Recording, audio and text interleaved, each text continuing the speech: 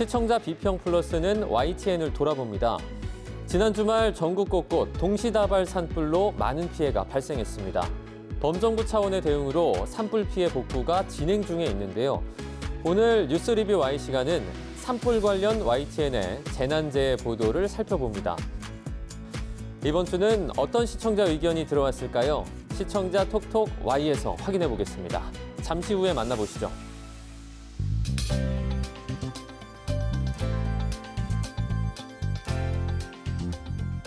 시청자 여러분 안녕하십니까? 정주영입니다.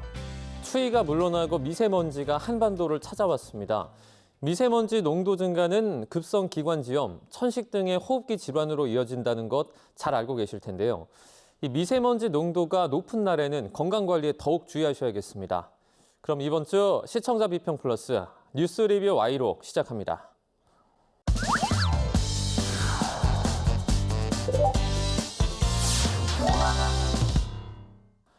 세 분 어서 오세요. 안녕하십니까?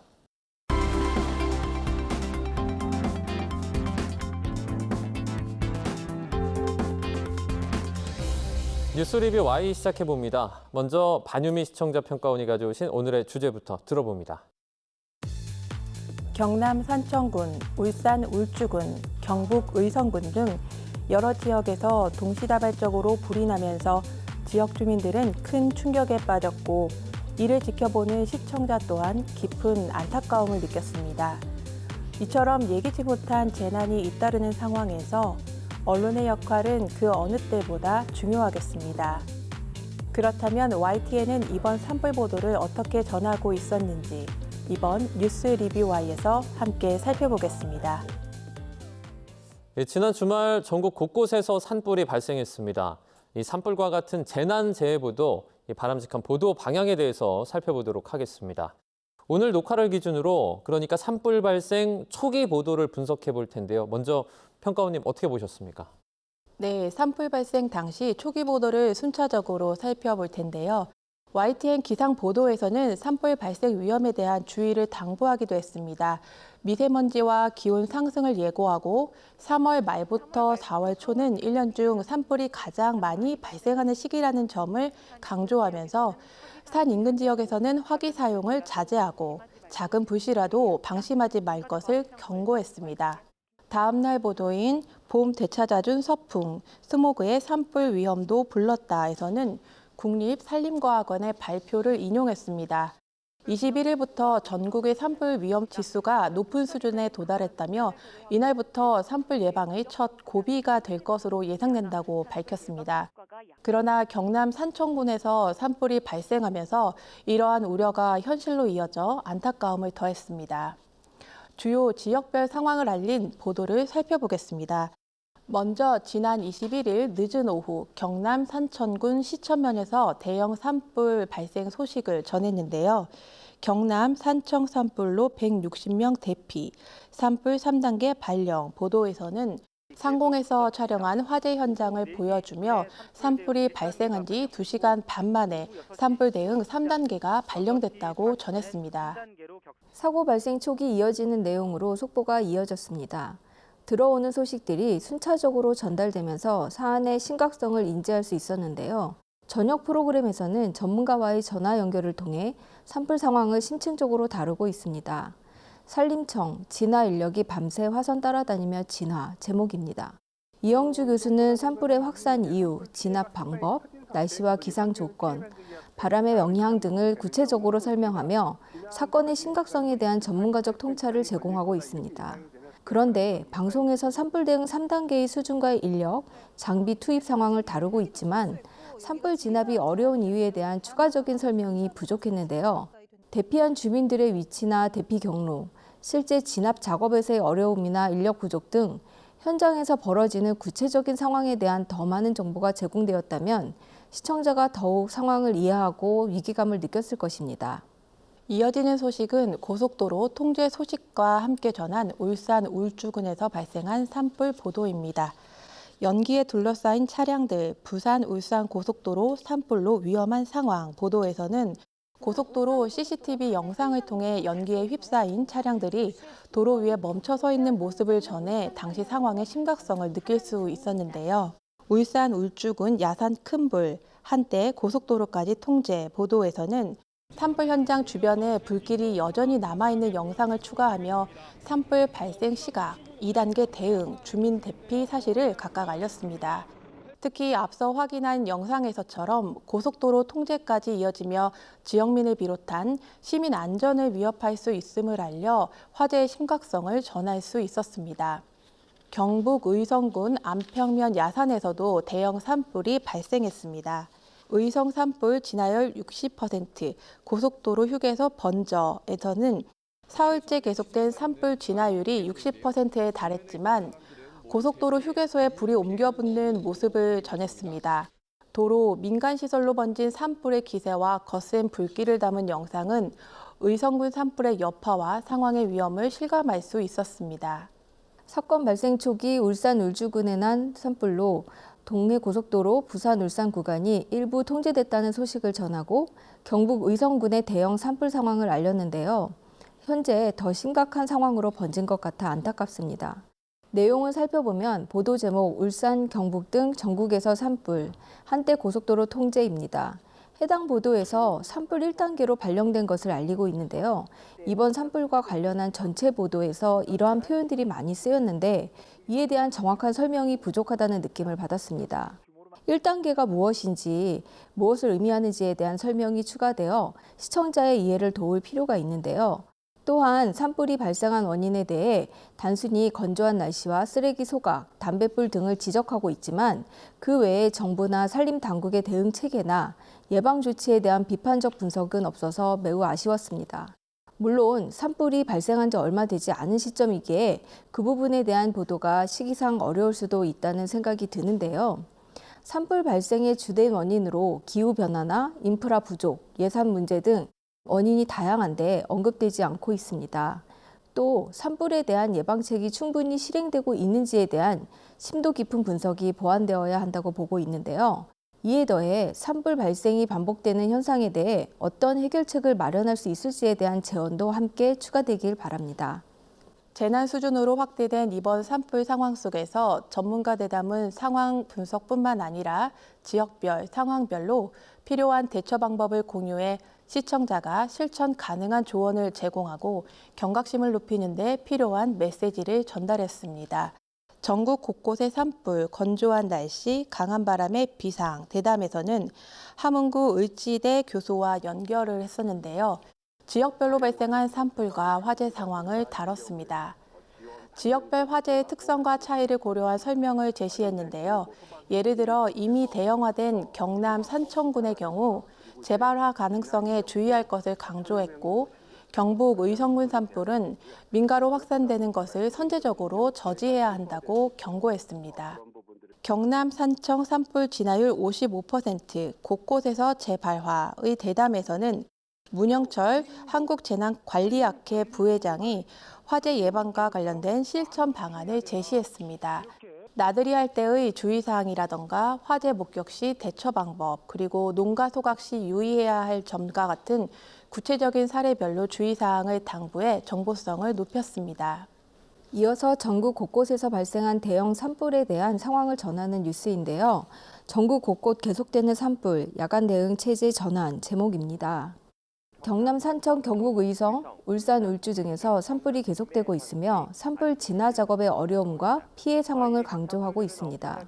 보도는 산불 진화의 전문적 접근보다는 진화 대원들이 방화선을 구축하고 있다, 드론을 사용해 화선을 모니터링하고 있다라는 기본적인 정보를 반복하는 정도에서 그치고 있는데요. 평가원님께서 언급해 주신 보도처럼 산불 전문가나 소방학자, 기상 전문가의 심도 깊은 분석이나 의견이 포함되었다면 더 신뢰도 높은 보도가 될 수 있었을 것입니다. 예컨대 산불의 원인과 그에 따른 예방책, 지속 가능한 산불 대응 전략 등을 다루었다면 산불 문제를 단기적인 현상이 아니라 장기적이고 구조적인 관점에서 접근할 수 있었을 것입니다. 평소 건조한 계절인 이맘때가 되면 YTN에서도 산불 예방 취지의 캠페인 영상을 뉴스 사이사이에 이렇게 내보내기도 하는데요. 그럼에도 산불 재난재해를 피하기는 어려웠던 것 같습니다. 말씀해 주신 것처럼 경남 산청, 울산, 경북 의성군 등 이번 산불의 특징을 보면 어떤 특정한 지역에 한정된 것이 아니라는 건데요. 범위가 넓었던 만큼 취재도 상당히 어려웠을 것 같습니다. 통상 산불과 같은 재난재해 보도는 좀 어떤 방식으로 취재를 하면 좋을지 그런 접근 방식들이 좀 마련이 돼 있습니까? 재난보도 준칙 3조를 보면 정확한 보도라는 항목이 있습니다. 재난 피해 상황, 대피 상황 등을 정확하게 보도할 필요가 있다 이런 것들이거든요. 그렇기 때문에 최근에는 어떤 중계 장비들이 간소화되면서 핀셋형 정보 제공이 이제 대세를 이루고 있거든요. 예를 들자면 이전에는 산불이 났다고 하면 뭐 서울시 마포구에 불이 났다 이런 방식으로 정보를 전달했다면 지금은 서울시 마포구 상암동 YTN에서 불이 났다 이렇게 구체적인 피해 장소를 찾아가서 중계하는 방식으로 좀 더 정확하고 세밀한 정보를 전달하는 이런 방식들이 도입이 된 거고요. 6조를 보면 예방 정보를 제공해야 한다 이런 게 있거든요. 대형 재난 보도의 초기에 미리 제작해 놓은 무슨 산불 대피 요령, 산불 피해 축소 요령 이런 것들 있죠. 이런 것들을 미리 제작해 놓고 산불이 이런 대형 재해가 나오면 계속해서 이제 시청자들에게 알려주는 그런 방식들이 있고요. 세 번째가 구조에 있는 현장 데스크 운영이라는 건데요. 이 부분은 최근에 이제 많은 방송사에서 도입하고 있는 겁니다. 왜냐하면 이런 대형 사고나 굉장히 주목도가 높은 사고 현장에 가면 현장과 본사 데스크 사이에 어떤 감정의 차이, 느낌의 차이가 많이 나거든요. 예를 들면 현장에 가면 기자라 하더라도 굉장히 감정적으로 막 격앙이 됩니다. 그리고 사실보다 굉장히 커 보이거든요.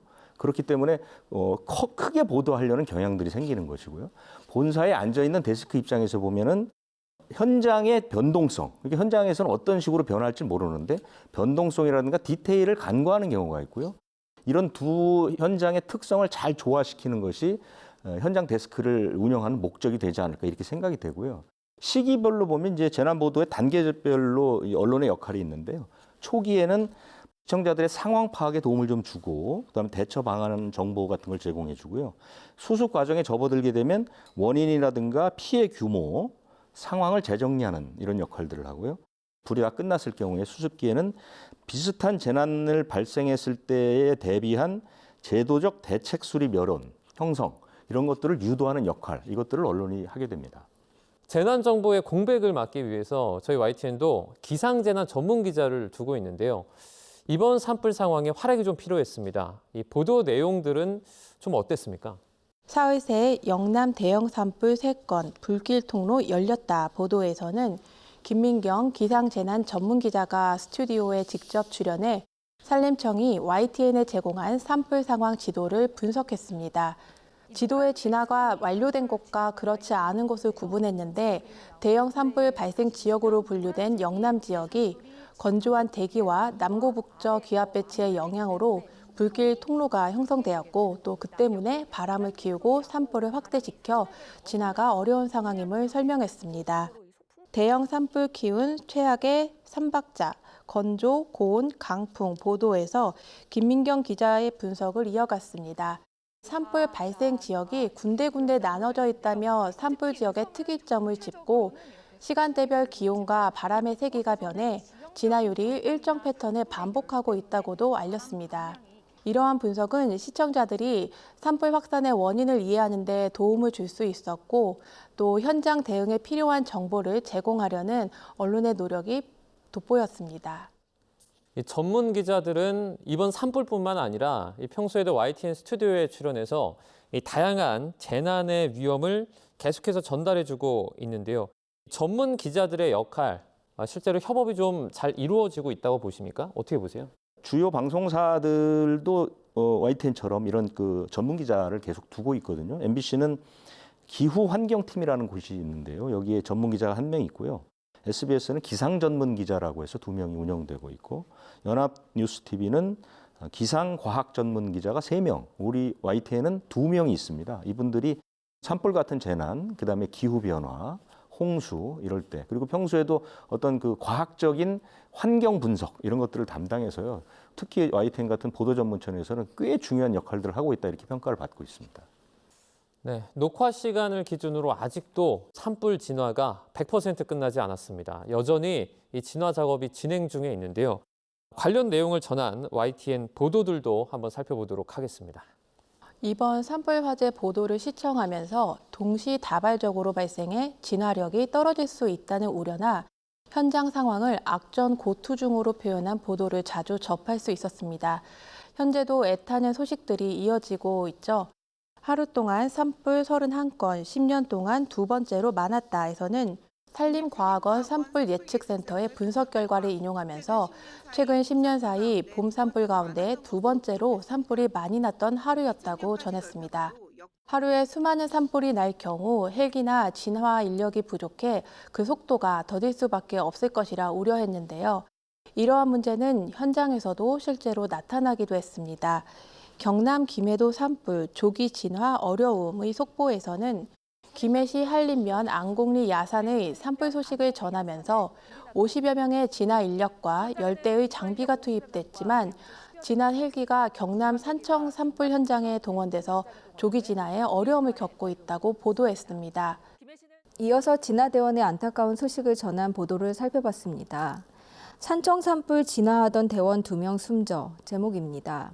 경남 산청군에서 발생한 산불에 대한 긴급한 상황을 전하고 있으며 진화 작업 중 발생한 인명피해와 불길 확산 상황을 보도했는데요. 진화대원이 숨진 경위에 대해서 고립된 것으로 추정된다 표현은 정확하지 않으며 이런 상황에서는 추정된다는 문구를 사용하기보다 조사가 진행 중이라는 점을 명확히 밝히는 것이 더 적절할 수 있다고 보여지고요. 이후 후속 보도를 통해 이 사건에 대한 심층적인 원인 분석이나 사고 경위 설명을 보완했으면 하고요. 시청자들이 산불에 대한 명확한 정보를 이해하는 데 도움이 되는 방향으로 보도가 진행되었으면 합니다. 이번 영남 지역에서 발생한 동시다발적인 산불의 원인도 대부분 실화로 추정되고 있는 만큼 실화 범죄의 심각성을 간과할 수 없도록 경각심을 일깨운 보도와 연결해 살펴보는 것도 좋겠습니다. 경북 의성 산불 강풍 타고 확산, 고속도로도 휴게소 덮쳐 보도에서는 진화 노력이 계속되고 있음에도 불구하고 강풍으로 인해 불길을 잡기 어려운 상황을 전했습니다. 특히 의성군 산불의 원인으로 성묘객의 실화 가능성을 제시해 시청자들의 안타까움을 더욱 키웠습니다. 산불 대부분은 실화, 붙잡기 어렵고 처벌도 낮고 보도입니다. 2022년 경북 울진 산불 사례를 언급하면서 산불 원인을 특정할 수 있었음에도 명확한 증거가 없어 미제로 남은 현실을 지적했습니다.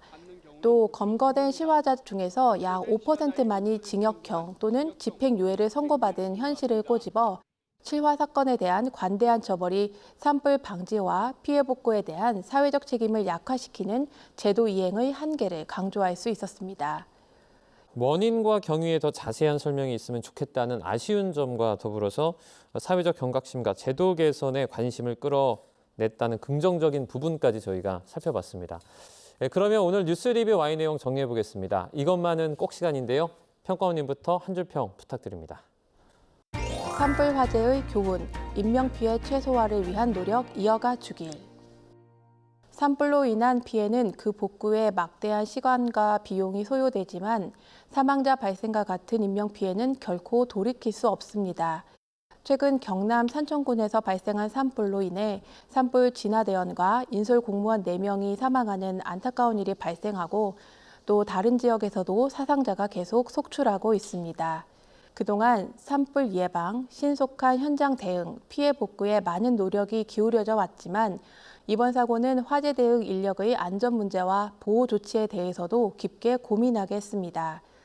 진화 과정에서 인명피해를 최소화하기 위한 대비책과 관리 감독이 충분한지 검토하고 현장의 대응 체계와 안전수칙이 적절히 이행되고 있는지 함께 점검해 주신다면 안전대책을 강화하는 데 도움이 될 것입니다.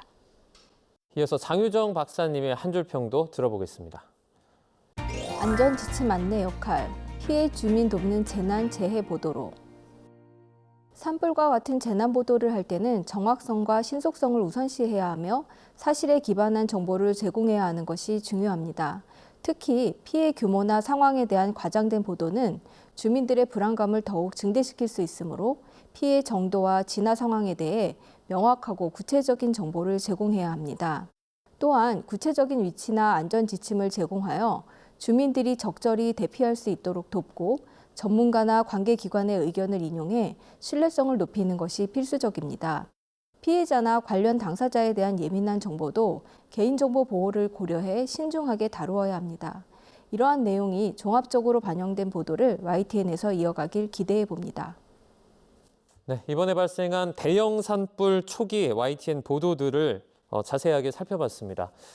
오늘 뉴스 리뷰 Y 순서는 여기서 마치도록 하겠습니다. 세 분 오늘 말씀 잘 들었습니다. 고맙습니다.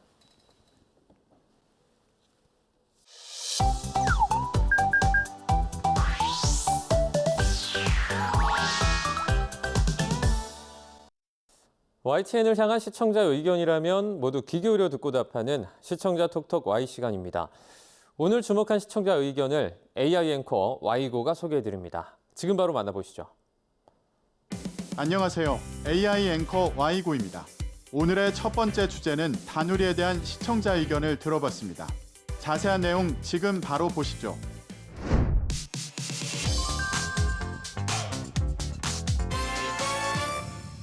우리나라 최초의 달 탐사선 다누리의 임무 기간이 설계 당시 1년에서 최종 5년으로 연장됐습니다. 2022년 발사했던 다누리가 수명을 늘려 임무 기간이 5년으로 연장되었다는 소식을 알린 리포트가 있었습니다. 동결 궤도에서 다누리는 정확한 달 궤도에 진입한 후 최소한의 엔진 사용으로 궤도를 유지하고 태양 전지로 전력을 공급했습니다. 또 6종의 탑재체를 필요할 때만 선택적으로 가동해 연료와 에너지를 효율적으로 관리했습니다. 궤도 보정도 꼭 필요한 시점에 최소한으로 수행해 연료 소비를 줄였습니다. 다누리가 임무 기간을 1년에서 5년으로 연장할 수 있었던 배경에 대해 친절하게 설명해준 과학 보도였는데요. 다누리의 임무 기간이 연장되었다고 전하면서 내용 중 다누리가 총 6종의 탑재체를 필요할 때만 가동해 연료와 에너지를 효율적으로 관리했다고 하는데 여기서 말하는 6종의 탑재체가 무엇인지 궁금했다는 시청자 의견이 있었습니다. 시청자 톡톡아이에서 보도에 언급된 다누리의 탑재체 6종에 대해 알아봅니다. 다누리는 탑재체가 기능을 원활히 수행하도록 지원하는 본체와 다누리에 부여된 고유 임무를 수행하는 6종의 탑재체로 구성됐습니다. 총 중량은 678kg으로 소형 자동차 크기와 비슷한데요. tab제체 6종은 미 항공우주국이 개발한 섀도우캠 한 종과 국내에서 개발한 고해상도 카메라, 광시야 편광 카메라, 자기장 측정기, 감마 선분광기, 우주 인터넷 5종이 달과 관련된 각종 정보를 수집해 지구로 전송합니다. 이 가운데 가장 주목받는 과학임무 장비는 한국천문연구원이 개발한 광시야 편광 카메라와 미 항공우주국이 인류를 달에 보내기 위해 달 극지역 착륙지 후보를 찾기 위해 개발한 섀도우캠인데요. 두 과학임무 장비는 과학학술지인 네이처와 사이언스가 다누리에서 가장 주목할 탑재체로 꼽기도 했습니다. 한국천문연구원의 광시야 편광 카메라는 세계에서 처음으로 개발돼 탑재된 것으로 특정 방향으로만 진동하는 편광 현상을 활용, 달표면의 입자 크기와 티타늄 분포를 조사해 달표면 지도를 제작하는 데 쓰입니다. 미 항공우주국과 글로벌 협력을 통해 제작한 섀도우캠은 태양빛이 닿지 않아 우리가 볼 수 없었던 달의 음영 지역인 남북극을 촬영하는 고해상도 카메라를 말하는데요. 현재 달의 극지역엔 물이 존재할 것으로 추정하고 있는데 섀도우캠이 직접 관측에 도전하는 것입니다. 다음으로 시청자 톡톡아의 두 번째 주제는 상속세 개편에 대한 시청자 의견을 들어봤습니다. 어떤 내용을 담고 있는지 이어서 확인해 보시죠.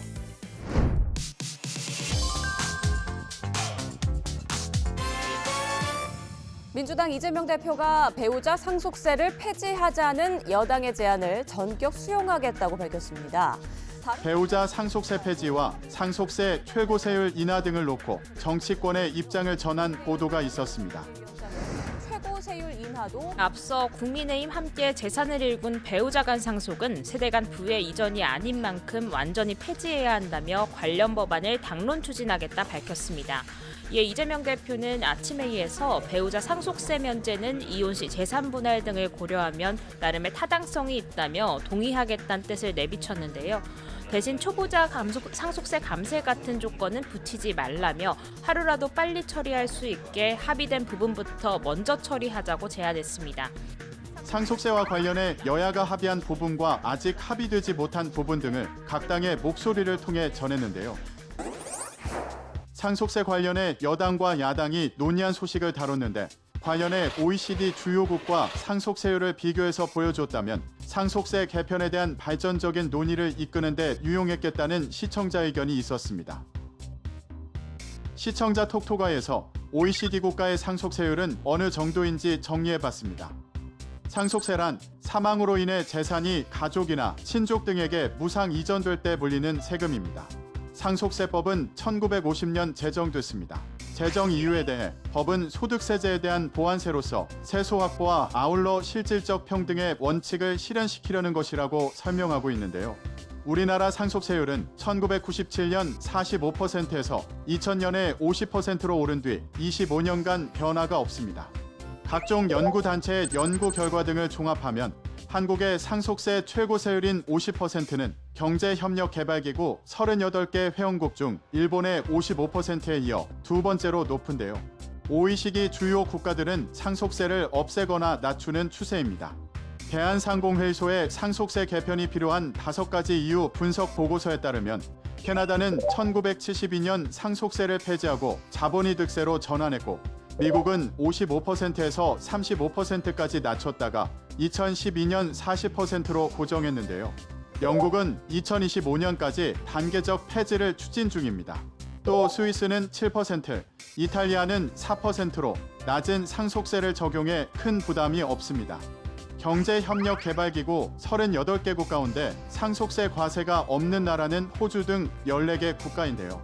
과세하는 24개국 중 15개국은 자녀 등 직계비속에 대해서는 면세 또는 감면 혜택을 준다고 합니다. 마지막으로 오늘 시청자 톡톡아의 세 번째 주제는 민감 국가에 대한 시청자 의견을 들어봤습니다. 이어지는 내용도 지금 바로 만나보시죠.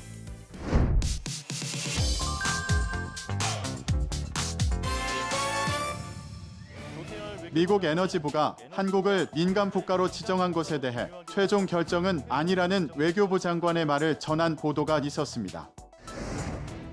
조 장관은 국회 외교통일위원회 전체 회의에서 주미 한국 대사관과 주한 미국 대사관을 통해 관련 사실을 확인한 결과 아직 확정된 게 아니라고 말했습니다. 또 이와 관련한 한미 간 사전 협의는 없었고 미 에너지부의 답변을 기다리고 있는 상황이라고 덧붙였습니다. 민감 국가 지정을 두고 논란이 된 상황과 함께 민감 국가와 관련한 정보를 간략하게 덧붙인 보도였는데요.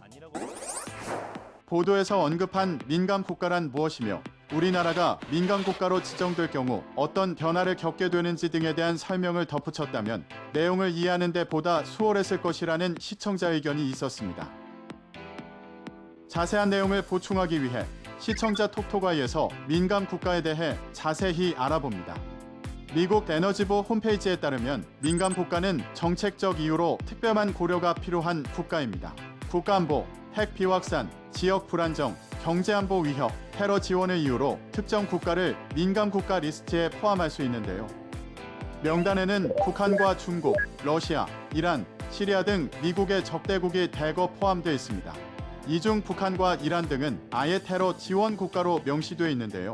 이스라엘과 인도 등 미국의 우방도 리스트에 포함되어 있지만 이들 국가는 사실상 핵보유국인 점을 고려해야 합니다. 한국은 가장 낮은 단계인 기타 지정국가로 포함된 것으로 알려졌는데요. 이스라엘, 대만 등과 같은 수준으로 관리되는 겁니다. 민감 국가로 지정될 경우 미치는 영향으로는 원자력 등 미국 안보에 관련된 첨단 기술 공유가 어려워집니다. 민감 국가의 연구원은 미국 에너지부 직원과 면담을 하려면 45일 전에 미리 신고를 해야 하는 등 절차가 복잡해지는데요. 현재 우리 정부 출연 연구기관들이 미국과 맺어놓은 업무 협약만 67개입니다. 이 가운데 미국 에너지부 산하연구소와 맺은 것도 4건이라 현재 진행되고 있는 연구에도 장벽이 생길 가능성이 큰데요. 전문가들은 사용 후 해결료 재처리 기술 등 미국이 민감하게 생각하는 연구 협력은 더 어려워질 것으로 봤습니다. 정부는 발효 전까지 트럼프 행정부 인사들을 두루 접촉해 이번 조치가 바이든 행정부 때 이뤄진 것으로 향후 한미 협력에 방해가 될 수 있다는 점을 부각할 방침이라고 합니다. YTN 방송의 부족한 부분을 채우는 시청자 톡톡아이 시간.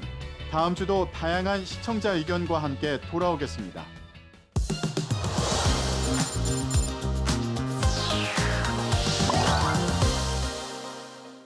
시청자 목소리로 YTN을 되돌아봅니다. 방송에 대한 여러 의견들 SNS와 홈페이지를 통해 남겨주시고요. 시청자 비평 플러스는 다음 주 더 새로운 의견으로 돌아오겠습니다. 시청해주신 여러분 고맙습니다.